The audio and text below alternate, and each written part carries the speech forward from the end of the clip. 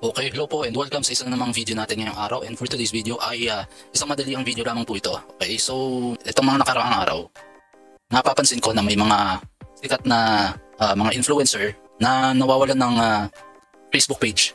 Okay, ito ay malaking issue sa mga content creator na nasa Facebook na nawawala yung mga Facebook page nila. Pero yung iba, eventually after ilang days na babalik, katulad ng Facebook page ni Sasarogando Sasot. Okay, tapos yung page din ni Banat Bay, alam ko na nabalita rin yun na nawala. Okay, pero parang bumalik na after ilang araw. Pero yung places yata parang deleted na yung Facebook page niya. Pero bakit nga ba ganun kadali nawawala yung mga pinaghirapang page ng mga yung mga influencers sa Facebook. Okay, and ito nga recently lang, ito yung page ng batas natin. Yung page ni Atty. Libayan na bali marami naman siyang Facebook page. Parang mga ano lang, nawala yung isa, pwede pa rin mag-post sa isa para at least hindi totally mawawala yung mga content. Pero kahina-hinala bakit nga ba nawawala? Well, katulad ng yung kay Rendon Labador. Pero ang sinasabi nga nila yung parang mass reporting nga daw yun, yung mga ganun. Pero bakit ganun kadali, 'di ba? Parang pag kinalaban mo ba si Facebook basta-basta ka na lang mawawala sa eksena ng Facebook. Diba? Nakakapanghinayang lang din kasi sobrang daming yung ibang mga sikat na Facebook page sobrang dami ng followers, pinaghirapan mo ng ilang taon tapos mawawala na lang, diba? Ano ba yun? Baka dahil sa mga content? Dahil sinasabi naman nila wala naman silang natatanggap ng mga email na kung anong nagawa nilang masama, diba? Tapos bigla na lang isa-shutdown yung page mo.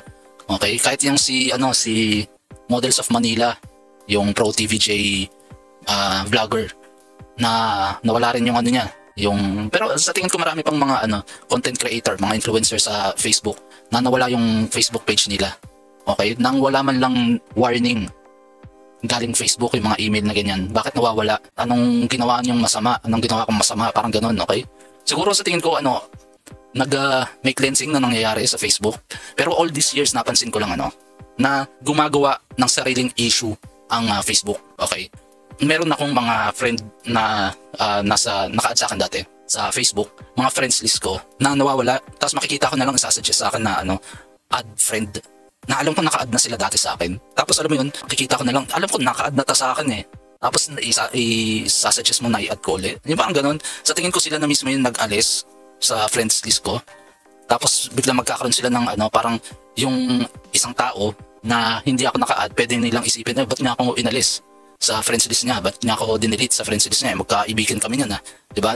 Para magkakaroon ng issue, magkakaroon ng siguro back and forth na sagutan, parang nagkikreate sila ng sariling issue para pag-usapan. Okay, parang yung mga reels, diba, kailangan yung mag-video para kumita kayo, para magkaroon ng movement yung Facebook, parang ganun. Kasi hindi ako nagde-delete ng mga friends list ko, okay?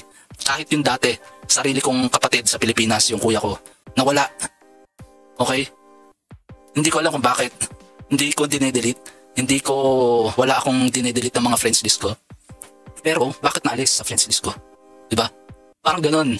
Yung parang pwede magkaroon ng girian, possibility na magkaroon ng ganong scene na sagutan, na pwede magkaroon ng interaction ng diba? Parang pwede magkaroon ng cloud chasing, yung mga ganun. And sa tingin ko yung mga ganitong issue, yung mga Facebook page na nawawala, nagkakaroon na rin sila ng issue na bakit kaya nawala yung Facebook page mo kasi tinitira mo sa ganyan. Yung politikong ganyan, tinitira mo, kaya nawala yung na mas reporting ka kasi ang pangit ng pinagsasabi mo sa mga content mo. Pero well, in fact, pag tinignan mo sa YouTube, wala kang na-violate na mga copyright o kaya mga nila beyond their rules and regulations, di ba?